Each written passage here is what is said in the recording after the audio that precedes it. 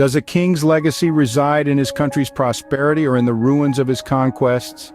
This question resonates strongly when we consider the life of King Leopold II of Belgium, a man whose reign is marked by contrast and controversy. Born in Brussels in 1835, Leopold II ascended to the throne at just 30 years of age.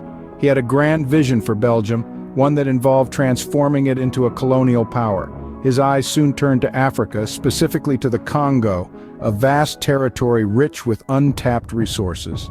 In 1885, Leopold II accomplished a staggering feat. He persuaded European powers to recognize his personal ownership of the Congo Free State. His goal was clear: to exploit the region's abundant resources, particularly its rubber and ivory, for his personal profit. Under Leopold II's rule, the Congo Free State was subjected to severe exploitation and human rights abuses. The native populations were forced into brutal conditions, particularly within the infamous rubber trade. This period saw widespread suffering, loss of life, and depopulation. The Congo was bleeding and the world began to take notice. As news of the atrocities in the Congo began to leak, international outrage grew. Humanitarian groups like the Congo Reform Association exposed the brutal practices, advocating tirelessly for reforms. Eventually, the pressure became too much for Leopold II. In 1908, he was compelled to relinquish control of the Congo Free State. It was then reorganized as the Belgian Congo under the Belgian government. However, the damage had already been done.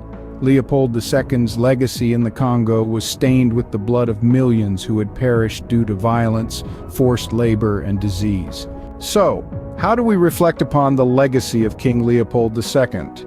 In Belgium, he is remembered for domestic achievements such as urban development. But in the Congo, his name is synonymous with a dark chapter in the history of colonialism. In recent years, there has been a growing acknowledgement of the atrocities committed during Leopold II's rule.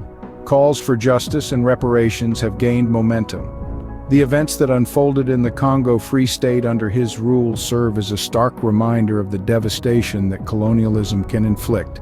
The legacy of King Leopold II prompts us to critically examine the impact of colonialism and its long-lasting consequences on affected regions. It urges us to remember that the prosperity of one nation should never come at the cost of another's suffering. This is not just a story of a king and his conquest, it's a lesson in humanity that continues to resonate today.